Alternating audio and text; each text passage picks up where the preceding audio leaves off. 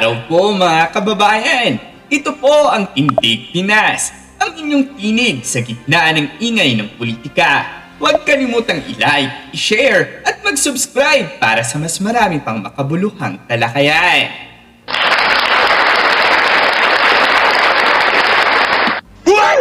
Sa kabila ng patuloy na mga atake, walang dudang nananatiling mataas ang tiwala at suporta ng taong bayan kay VP Inday Sara Duterte. Batay sa pinakahuling datos, 59% ang approval rating at 61% ang trust rating ng ating pangalawang Pangulo. Ito'y malinaw na patunay ng kumpiyansa ng mamamayan sa kanyang pamumuno.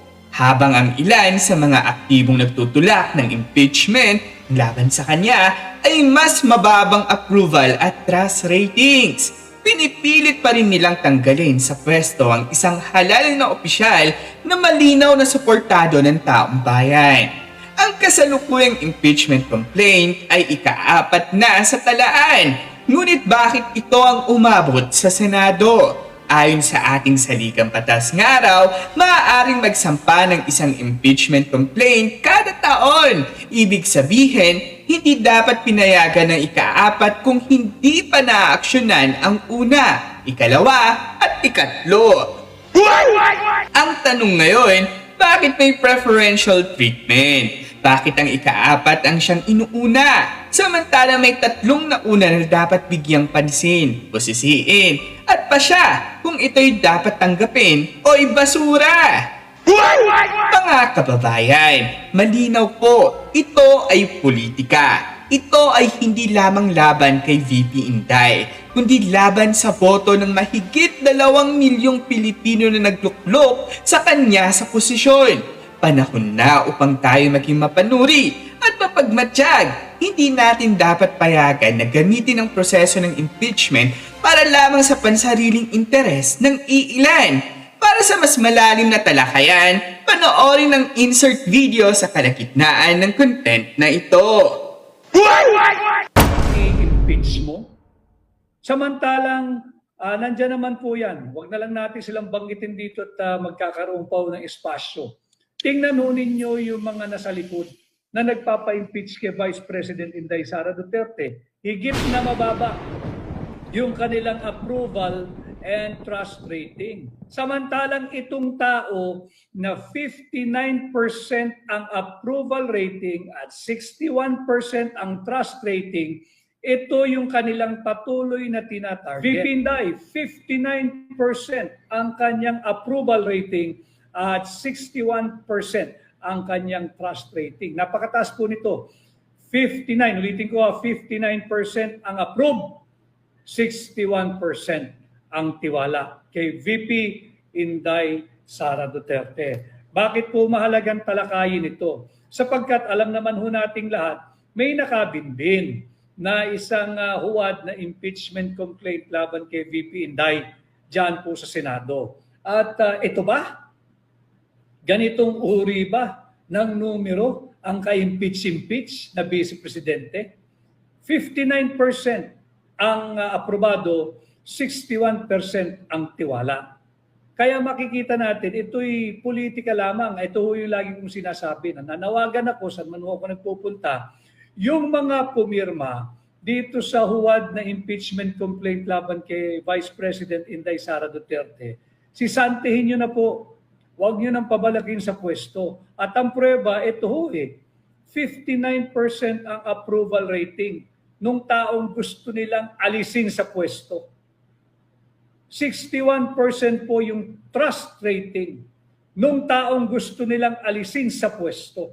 Malinaw po ito Boses po ito ng sambayan ng Pilipino.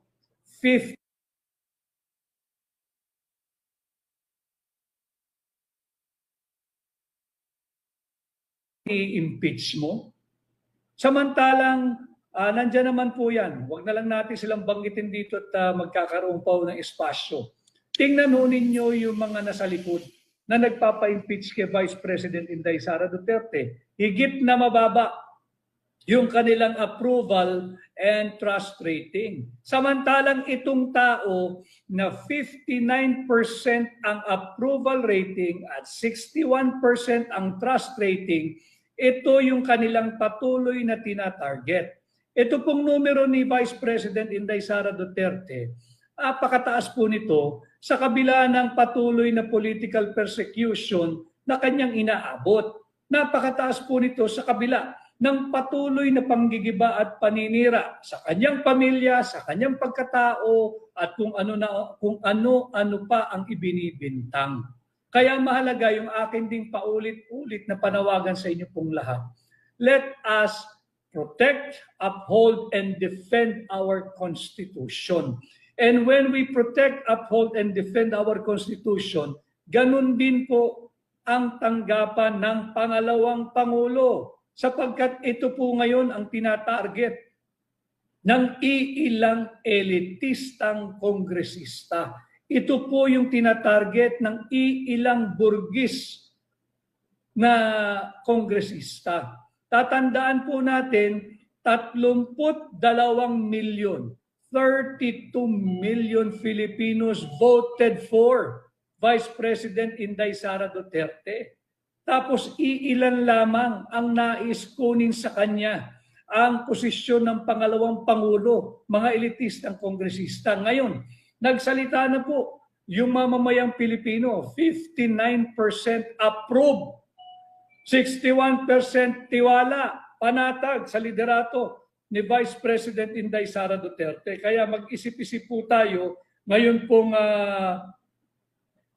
po yung last day ng trabaho. Bukas po ay panahon na tayo po'y mag-isip, magpahinga, magnilay-nilay, at let's work on our spirituality, our spiritual bank, and let's contemplate and ponder on what lies ahead. At haharapin po natin itong malaking desisyon pagkatapos po ng Holy Week, ilang araw na lamang ay tayo po'y mabilis na paspas na po yung araw, papalapit na po tayo sa May 12, 2025 election. Ito po yung mga mahalagang usapin na dapat nating pag-ukulan ng panahon at pansin, at gamitin din pong batayan kung sino po ang dapat sisantihin na diyan sa mababang kapulungan. Sisantihin na rin po sa Senado yung mga ang ginagawa lamang magmudmud ng ayuda at magpasa ng budget kahit di binabasa yung mga blanco sa Bicameral Conference Committee report. Kay Marben Malapitan Gegonia, good afternoon Sir Vic, watching from Valladolid, Negros Occidental, Philippines. Maraming salamat sa iyo, Marben Malapitan Gegonia ng Valladolid, Negros Occidental, Philippines. Mabuhay ka. Ganon din kay Vedamin, ipanalo natin lahat ng PDP Laban candidates. Maraming salamat. Kay Okan Umaluhokan, tama po, attorney, maraming salamat. Kay Leonard Oliveros, Duterte, solid lang po, Duterte lang po, Leonard Oliveros, Duterte, solid. Salamat. Ganon din kay Relena _Peach Kurt Serowing. Go Sir Vic, maraming salamat. At kay Rose Reyes, good morning po Attorney Vic, wish ko sa Diyos na manalo kayo. Maraming salamat Rose Reyes, watching from Riyadh. Kay Lala Tolorio Blake, congratulations VP, yes, congratulations Vice President Inday Sara Duterte. God will bless you and to all the Filipino people. Maraming salamat. Si Honald Lano, Ramasamar. Honald, mahirap yung pangalan mo, si Ginoong Ramasamar. Hello po, attorney watching from Qatar. So yan po mahalaga natin pag-uusapan, kagaya nga po na sinasabi ko, ito po yung huwad na impeachment.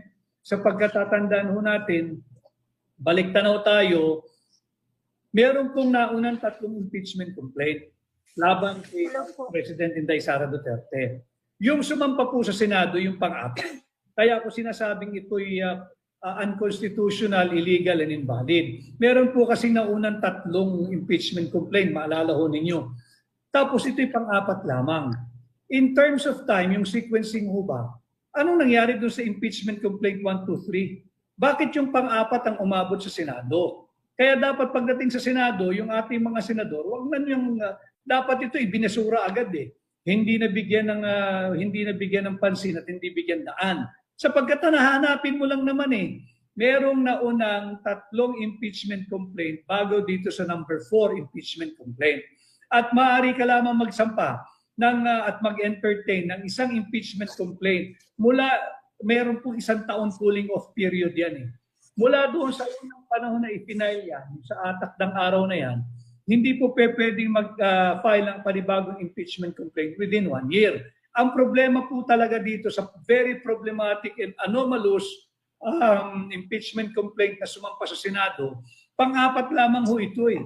Meron pa hong 3 nauna. Nasaan yung 3 nauna? Paano nyo dinispose? O anong treatment ang ginawa nyo doon sa 3 nauna? Bakit binigyan nyo ng preferential treatment itong number 4 complaint?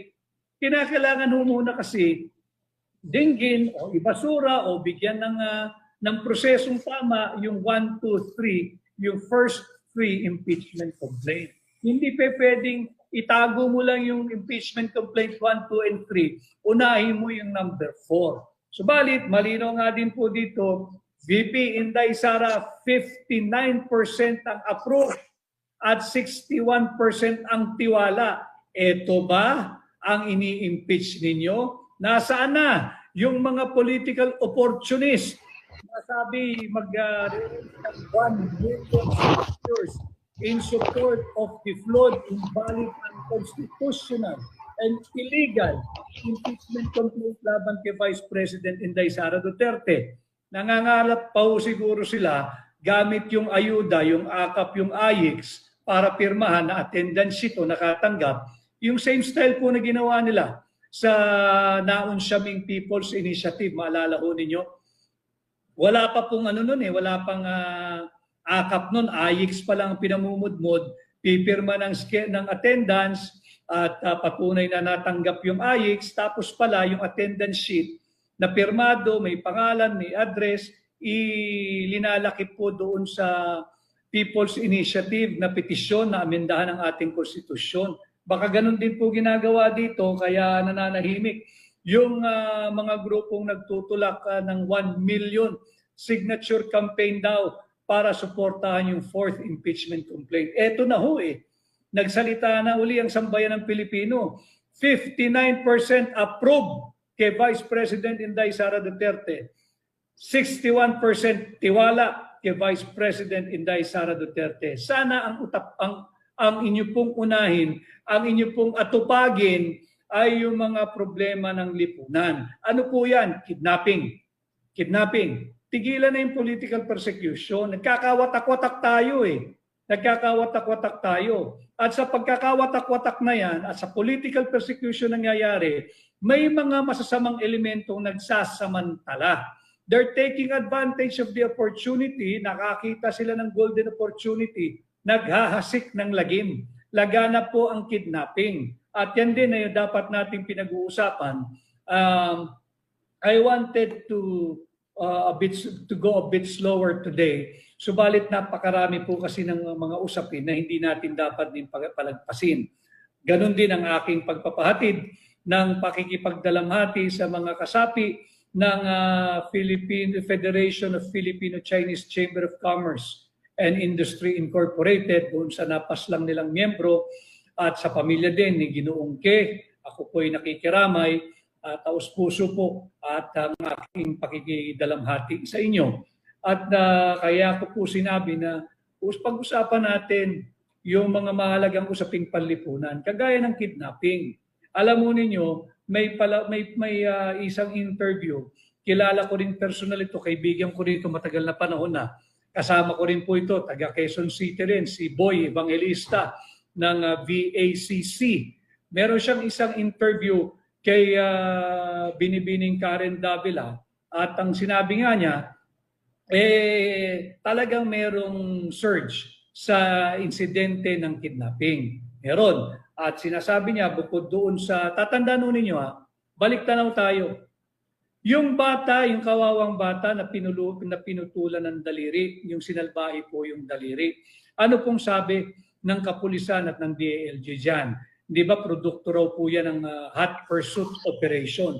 At na-identify na po raw nila ang 22 suspects. Noong mga araw na lumabas yung balitang yan, at di umano'y na-rescue yung kawawang bata. Habang buhay na pong dadali ng bata yung traumang yan, pati ng kanyang pamilya. Ang tanong, dahil tayo nga po humihingi ng transparency and accountability, ano na nangyari doon sa hot pursuit operation? Ano nang nangyari doon sa 22 suspects? Ni isa ay wala pa kayong nahuli? Dapat sana binalikan ninyo kami, sambayan ng Pilipino, nag-a-update kayo. Anong nangyari sa hot pursuit operation? Totoo bang hot pursuit yan? At yung sinasabi ninyo, saan ho kayo nakakita mga kababayan?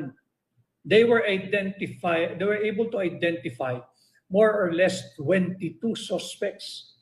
Ang tagal na hong lumipas, yung 22 na identify mo. They were able to come up with an exact number of mga offenders, 22 di umano. Hanggang ngayon, ni isa doon sa 22 ay wala pang nahuhuli. Fast forward po tayo dito naman sa kaso ni Ginoong Ke na kidnap at na hindi rin maganda yung naging ending. Ang sabi dito, meron na raw po, identified na raw po yung suspect.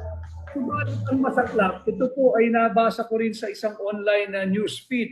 Ang sabi ng mismong hepe ng pambansang pulisya, ito po, and I quote, we can arrest some people right now, but we cannot get the mastermind. We want the mastermind. Anong klaseng logic yun? Meron ka na palang pwedeng arestuhin. Bakit hindi mo pa arestuhin? Dahil gusto mo yung mastermind. Yung mastermind, susunod mo maaresto yun. Pag inaresto mo na yung mga galamay, yung mga taong ginamit niya, pwede mo na palang arestuhin. Flawed ho yung reasoning eh.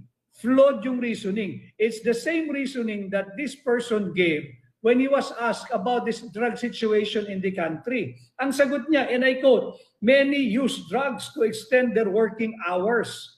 Pambihira po, pagka ganito, ang mindset ng mga namumuno sa ating pambansang pulisya, may problema po tayo. And yung tanong po kanina, kahapon yata itong interview ni Boy Evangelista kay Karen Davila. Ang tanong ni Karen Davila kay Boy Evangelista was this: what is President Marcos Jr. doing about this? Meaning the situation about kidnapping. Hindi lang po si Karen na nagtatanong yan. Ang nagtatanong po niyan, sambayan ng Pilipino. Sapagkat ang sagot to we can arrest. Pwede na raw po silang gumawa ng pag-aresto ngayon ng iilang tao. Subalit hindi raw po nila masusukol o mahuhuli pa yung mastermind. Kung kaya, mas gusto nilang mahuli yung mastermind. Anong klaseng pag-iisip po yan? Anong klaseng pagdadahilan po yan? Kunin mo na yung pwede mong kunin. May patay Dalawa yung patay Pwede ka na palang gumawa ng pag-aresto. Bakit hindi mo arestuhin? Kanya hindi po natin maiwasan ibalik yung kwento na naman nila doon sa nauna na ring istorya ng kidnapping na nasalbahe nga po yung daliri ng isang bata. Ang sabi nila, identified nila 22 suspects at na-rescue nila yung bata dahil sa isang hot pursuit operation ng pulis. Hanggang ngayon, doon po sa 22 pinangalanan nilang numero, 22, they were very certain of the number of the offenders or the suspects, 22 suspects. Ni isa po, wala pa silang napapabalitang nahuli. Tapos nandito na naman tayo ngayon na ang statement and again I quote, we can arrest some people now, but we cannot get the mastermind. We want the mastermind. Kayo na ho ang humusga kung anong klaseng pag-iisip meron tayo pagkaganyan ng ating patakaran. Gusto mong kunin yung mastermind. So, hindi mo muna uhulihin yung iba na kahit nandyan na. na kanyo pwede nyo nang arestuhin. Anong klaseng pulis ang meron tayo? Kuhulihin nyo na yung pwede ninyong hulihin. Nang sa ganoon, magkaroon naman ng some semblance of order sa ating lansangan at kapanatagan sa mga mamumuhunan at sa ating mga kapatid na Filipino-Chinese at maging sa mga ordinaryong mamamayang Pilipino. Dapat ganun ang gawin ninyo. No wonder, pagka ganyan talaga, ang estilo ng pamunuan, 59% approval si Vice President Inday Sara Duterte at 61% ang kanyang trust rating. Ganon din pala yung aking kaibigan na kasama ko rin ito sa maraming mga advokasya. Sa pamilya po ni Miss Sandra Cam, tanggapin po ninyo ang aking pakikiramay at taus-pusong pagdalamhati sa paglisan po ng inyong si Binibining Sandra Cam na akin din pong nakasama at naging kaibigan sa aming maraming shared advocacy, lalong-lalo na sa transparency and accountability sa gobyerno. Nakikiramay po ako. Kaya pwede na tayo mag-acknowledge at magpasampa. Ito pala pakiusap ko, since nandito na po tayo sa last stretch ng kampanya, sana patuloy po ninyong tulungan ang inyong lingkod, paki-like and share. Importante po paki-share ninyo yung ating diretsahang pakikipag-ugnayan sa inyo para po sana ay higit pang dumami ang makakilala at makarinig sa akin at tulong niyo po ito, bahagi ng aking ginagawang kampanya.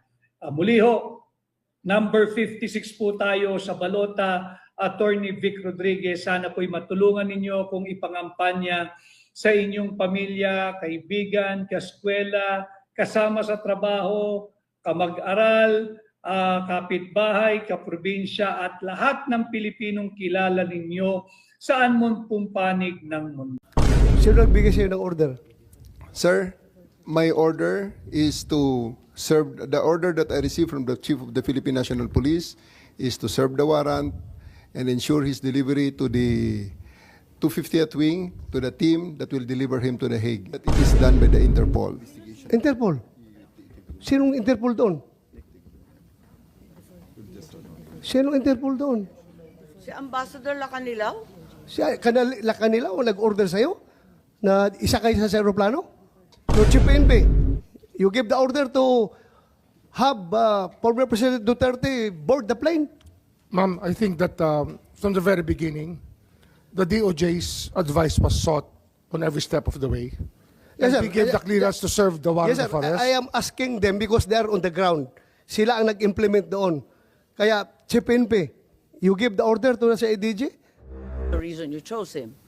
No, that's for me, it's always the CIDG when it comes to yung mga national po ng huli po. Yes, Senator Bato, please. Thank you, Madam Chair. General Marbel, kung si Gerald Torre ang pinapa-operate mo doon, ibig bang sabihin na lahat ng actions niya, lahat ng ginawa niya ay sanction mo? Opo, it's under po ng Philippine National Police po yan. So lahat ng ginawa niya, sagot mo? Yes, sir. Opo. Thank you. That's the Chief PNP that I would like to believe. Whatever your people does or fail to do, sagot mo. Diba? Just want to clarify, no? Ang sinasabi po natin, all legal po. Ang sinasabi lang, we're just assisting po yung PCTC. That's reasonable po na ang request po is coming from PCTC I'm not po. referring to PCTC anymore. Yung sa kabuuhan ng operation. Dito po sa Philippine National Police, lahat po ng action ng Philippine National under po sa atin, it's all legal po. When it comes to illegal, meron naman po kami mga ginagawa po dyan. Hindi, hindi ko na sinabi illegal. Akin lang, basta yung ginawa ng tao mo, sagot mo. Dahil ikaw ang PNP, di ba? Dapat ganun. Yan man talagang kuhan natin, trabaho natin. Sagot ko kayo lahat dahil you are carrying out my orders. Yes, sir. Tama po yan. Kasi ang mandate po ng CID is really to effect po yung mga warrants of arrest po. Okay, yeah, just for the record. Just for the record, Madam Chair. Thank you. Yes, maraming salamat. Palibhasa, inassign nga ni Chief PNP si General Torre bilang lead ng pag-aaresto kay former President. Masasabi ba natin na yung aresto ni PRRD ay CIDG operation? It's a PCTC operation, ma'am, requested to the Philippine National Police. Pero kayo ang lead. So ikaw ang masasabi natin. Kitang-kita naman doon sa video, kayo nagmamando, sangkatutak yung pulis, pero kayo yung pinakamataas ang ranggo. Pagkatapos, talagang CIDG operation ng labas. Tama ba yun? Sa level, ma'am, ng implementation ng orders, pagbigay ng mission, that is led by me, supported by the other units of the Philippine National Police, as directed by the Chief of the Philippine National Police. That's ma'am. right, but I did not see any other higher-ranking generals than you. You were the only one there. You were clearly the one leading the pack and determining what would happen next. Baka hindi lang siguro, ma'am, na nakikita ang ibang high-ranking officers doon sapagkat nakamix sa Sinabi mo nga, kanilang- Nick, na you said that, well, sir, ako ang pinakamataas dito. Yes, sir. I'm two-star, di ba? Yes, sir. Oh, so you stick to that. Pero meron, sir, mga matataas na official Oh, doon, pero sir. ikaw, At sinabi together mo with me, lahat. sir, Sino-sino na mas mataas sa'yo at nagmamando? Wala naman kasi kaming narinig. Ikaw lang ang nandun. Wala namang masama kung ikaw ang inassign. Di syempre, gagampanan mo, di ba? We are under the direction of the Chief PNP. He was there personally. Ang pag-implement lang, sir, ng actual arrest ay ang aking ginawa, and I operated under that direction to ensure the proper service of the warrant, the observation of the law, protection of the arrested person, and ensuring his safe delivery Okay lang. sa kung saan man siya pinapadala sa akin. So ma'am. simple lang. Was it a CIDG operation? Yes or no lang po? Para No, ma'am. maliwanag That's na. a PNP operation. CIDG bahagi naman ng PNP, pero sa dinami-dami ng division, sa dinami-dami ng pangkat sa PNP, CIDG ang pinili ng Chief PNP na maglulunsad nito. Tama po ba? That is an operation, composite operation. That is an operation headed by a composite team of the PNP, led by the director of the CIDG, ma'am. So, who give the orders to The chief. have President Duterte transported to The Hague? Sino nagbigay sa'yo ng order? Sir, my order is to serve, the order that I received from the Chief of the Philippine National Police is to serve the warrant and ensure his delivery to the 250th Wing, to the team that will deliver him to The Hague. On the nuances of the higher authorities, I may not be privy to that information. Okay. Hanggang doon lang sa 250. Sino nagpadala sa kanya sa aeroplano? Nagpasakay sa aeroplano? The order for me, sir, is to deliver him to the team that will deliver him to The Hague. And Sinong nakita team na yun? Na-establish naman natin, sir, that it is done by the Interpol. Interpol. Sinong Interpol doon? Sinong Interpol doon? Si Ambassador Lacanilaw? Siya, kanila o nag-order sa'yo na isakay sa aeroplano? Sir, I think we have already established. Yung order ko is for me to deliver him to the 250th Wing and deliver him to the team. Okay, at assist nandun na the siya team. sa 250th wing. Ngayon, pinilit mo siyang ilabas. Nakita ko pa yung matanda, humawak sa lamisa. Ayaw siya magpadala sa'yo. Ayaw niyang sumakay sa aeroplano. Sino nag-order sa'yo na isakay siya sa aeroplano? Sino nag-order sa'yo? Can I defer the questions, sir? The answer to the questions to the SOJ, considering that I have a team you of are the PG one there. there. Wala si SOJ doon. Ikaw ang nagkarga sa kanya sa aeroplano. Kaya tinatanong kita, who gave you the order? Still, sir, I take my orders from the Chief of the Philippine National Police. So, Chief PNP, you give the order to have former President Duterte board the plane? Ma'am, I think that from the very beginning, the DOJ's advice was sought on every step of the way. Yes, sir. And we gave the clearance to serve the warrant Yes, sir. of arrest. I am asking them because they are on the ground. Sila ang nag-implement doon. Kaya, Chief PNP, you give the order to the CIDG? The order of to the CID is really to assist the PCTC when it comes to arrest po. So, sino nagbigay ng order kay kay General Torre na ipasakay sa aeroplano? It's always the guidance that ang ano po namin is really to assist ang PCTC po. Kaya nga, PCTC. PCTC Were you the kayo? one who ordered the boarding of President Duterte sa aeroplano? General Alcantara, please. Mr. Senator, Madam Chair, I've said from time to time that my mandate is to coordinate our law enforcement agencies to comply with requirement of the Interpol. Correct. I believe you, sir. Coordination ka lang. Coordination ka lang. Pero sinabi ni General Marvel na ikaw daw nag-order sa That kanya. is the limit of my power. Yeah. That's the But limit. according to General Marvel, ikaw daw nag-order sa and kanila that is- na isakay sa aeroplano si And that Pangulong is the Duterte. limit also of my authority. That's my mandate. To My have him. mandate is to coordinate, Coordinate. disseminate. So, for the record, hindi ka nagbigay ng order kay General Marvel na isakay siya sa aeroplano? Hindi. For the record. For the record, I am not the authority to order the arrest, to order the So just boarding of the plane. categorically, did you or did you not give the order to General Marvel? No. No. So, General Marvel, are you lying?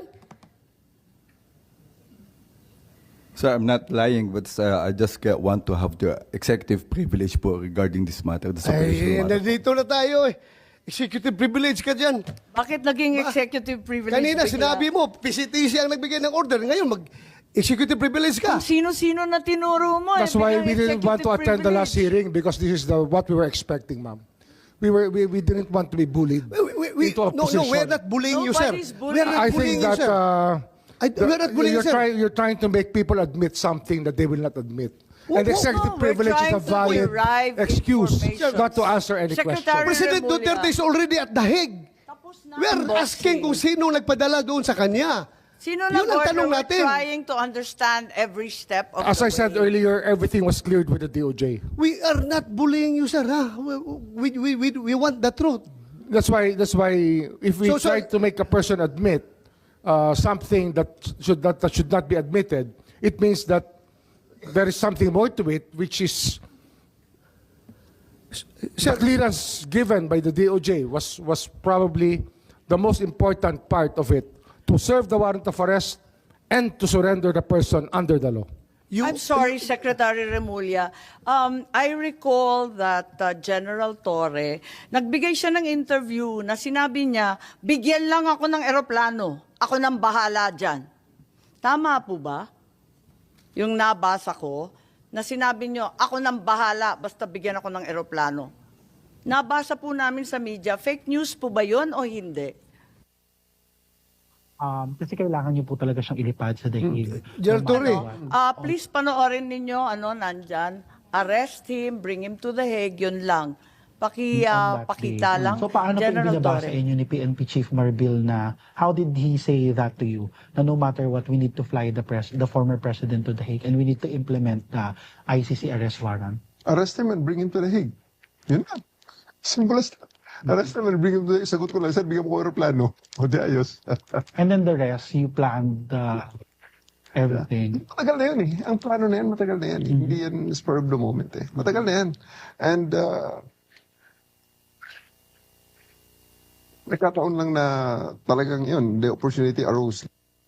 So Secretary Remulla, nagpa-interview na si General Torre. We're not bullying him. He voluntarily gave this interview. And like many of our countrymen, napanood namin. Sinabi niya na siya talaga. Paano ba yun? Sino nag-utos sa kanya? Ano nga yan, ma'am? Sabi ko nga, clear namin lahat yan. Kasi they were asking me the Lino po legalities. Even ninyo, if I was clear. abroad, my advice was being sought. And I gave them the advice. That, So kayo number ang one, nag-utos? serve the warrant of arrest. And number two, surrender him to the Hague. That's what the law provides. so sir, you're the one giving the orders. Well, in some ways, because I gave them the legal basis for all the actions that happened. So you're the one giving the orders. If I have to be the one, then if I am the one No, sir. that is referred to, I will admit it. Kasi that I gave the clearances to Number one, serve the warrant of arrest as I saw it, as I deemed fit. And number two, to fly him to The Hague to be surrendered under Section 17 of Republic Act 9851. Iba And kasi, then that is, I caused this through my brother, Yes, who sir. is the Secretary of the Interior and Local Government. sir, giving orders is different from giving clearance. Klaruhin natin ito. Well, Ang tinatanong ko is, sinong nag-utos? Because PNP is a uniform organization. Hindi yan gagalaw kung wala mag-uutos. Ang tinatanong namin ng komite, sino nag-uutos? Ikaw sabi mo, you're the one giving the clearance. Ngayon, ina-admit mo na parang sinasabi mo na kung gano'n man lang, ako na nagbibigay ng orders. So, nalalabuan ako doon. Kasi sabi mo, nagki-clearance, nagbibigay ka ng clearance sa kanila. Sa kanilang ginagawa, kasi every step of the way. it's a crisis management time eh. Kailangan maklear lahat. Dapat malinaw mag-isip yung mga taong kasama sa nasabihan usapan. mo na ahead of time. Na-clear na lahat yan. Tinatanong nila sa akin kung ano nga. Ang sinabi ko talaga dyan, number one, you can serve the warrant. And number two, Hague. Surrender him to the Hague under the law. That is what the law provides. So ang ibig sabihin, nalaman na ninyo na may warrant bago pa umabot yung March 11, 3 a.m. na sinasabi. Hindi po. Nalaman may clearance na una, before sasabihin ko March sa inyo, 11. nalaman ko po na merong problema nung March 9, ako po yung nasa airport at sinasabi sa akin, mukhang may mga chismis na merong warrant. So balik tayo sa Pero chismis mo yun. Kung alam ko kung totoo yun, hindi na po ako lumipad. I would have stayed here. Pero I had to fly because I had a commitment So nautusan with ninyo ng March the 9. UNODC. So nautusan ninyo ng March 9 si PNP Chief Hindi ho. Martil? Nung dumating po yung warrant, yung diffusion order, pinadala po sa akin yan. Siyempre, ang technology naman, nasa Vienna po ako, kahit iba yung oras. Nung nakita ko po yung diffusion order, sabi ko, that's valid. You can serve it. Tsaka may warrant na kasama kasi yun eh. May warrant po kasama na pinadala sa akin eh. Sabi ko, it's a valid warrant. Akala ko yung diffusion hindi warrant. Bakit Hindi ba, bumalik may na kasama naman ho tayo sa warrant unang yun. usapin? It had an accompanying warrant which was given to me. And that warrant which was the one that was served to the former president. Balikan muna natin. Kaya't habang papalapit ang eleksyon ngayong May 12, 2025, manindigan tayo para sa katotohanan, katarungan at demokrasya. Ito po ang Tindig Pinas, kung saan ang katotohanan ang siyang naninindigan. Huwag kalimutang i-like, mag-subscribe at i-share ang video na ito. Hanggang sa muli, para sa bayan!